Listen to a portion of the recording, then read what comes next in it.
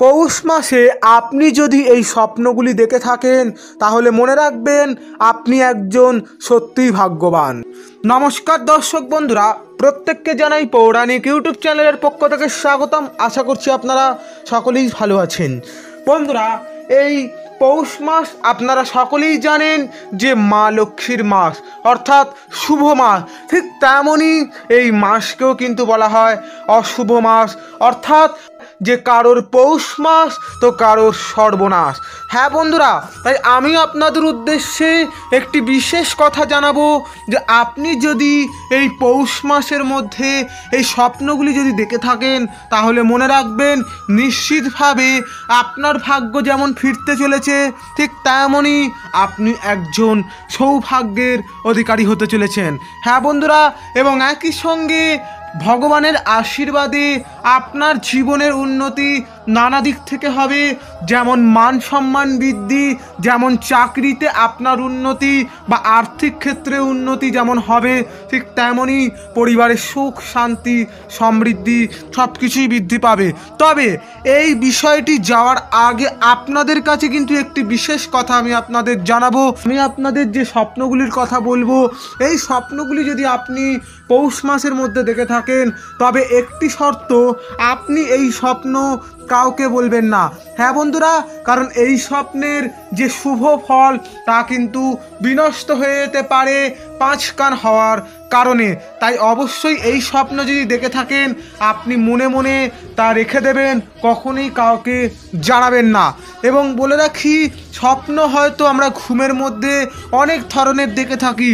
স্বপ্ন মানুষকে এমন কিছু দেখায় যা কল্পনার অতীত, যা বাস্তব, যা ভবিষ্যৎকেও কিন্তু ত্বরান্বিত করে থাকে।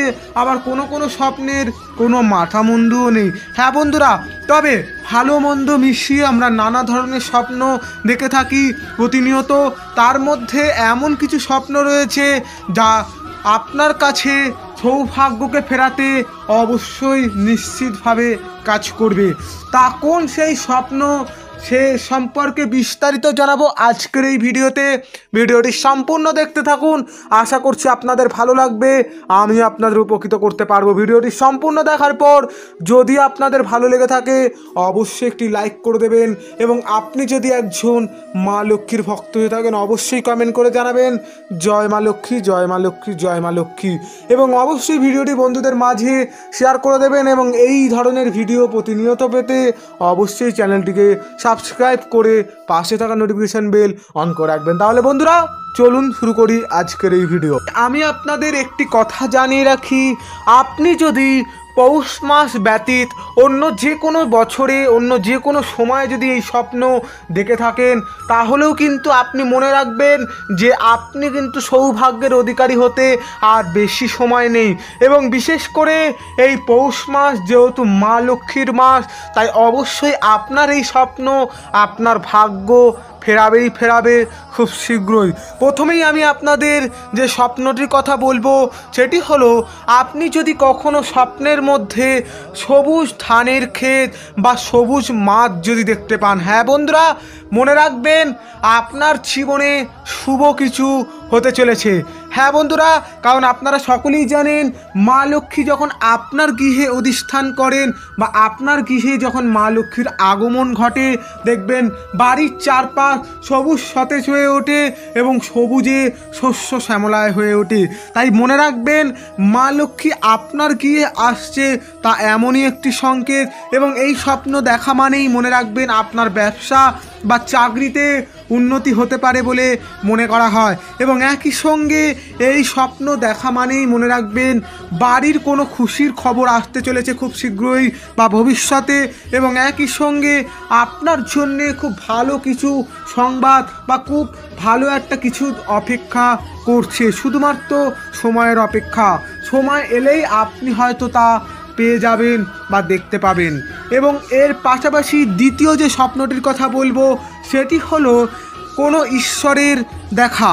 হ্যাঁ বন্ধুরা, এই স্বপ্ন সাধারণত সৎ মানুষেরা দেখে থাকেন, যারা ঈশ্বরের প্রতি গভীর মনোযোগ নিবেশ করেন, যারা ঈশ্বরকে ভগবানকে মনে প্রাণে স্মরণ করেন, ভালোবাসেন, শ্রদ্ধা ভক্তি সহকারে ডাকেন, তাদের ক্ষেত্রে কিন্তু এই ঈশ্বরের স্বপ্ন দেখতে পাওয়া মানে এক সৌভাগ্যের ব্যাপার।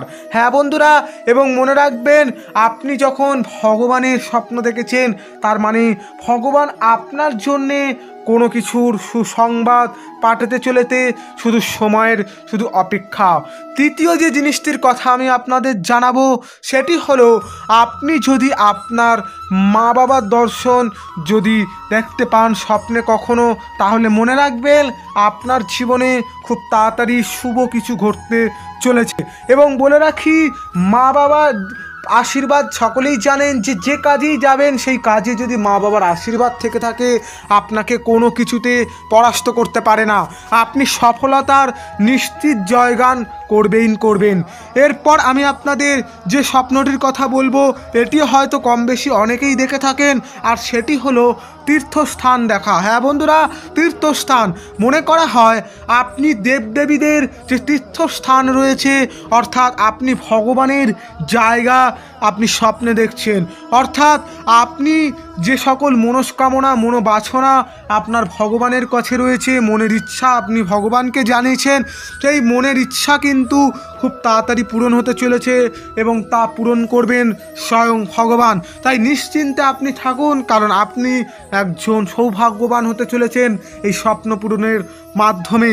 এবং সর্বশেষ যে বিষয়টির কথা বলবো সেটি হলো, আপনি যদি কখনো স্বপ্নে প্রবাহিত নদী দেখে থাকেন, হ্যাঁ বন্ধুরা, প্রবাহিত নদী, এই ধরনের যদি আপনি কোনো স্বপ্ন দেখে থাকেন তাহলে মনে রাখবেন মা লক্ষ্মীর আশীর্বাদে আপনার খুব শীঘ্রই ধনপ্রাপ্তি ঘটতে চলেছে। হ্যাঁ বন্ধুরা, এবং আপনি খুব তাড়াতাড়ি ধনবান হতে চলেছেন।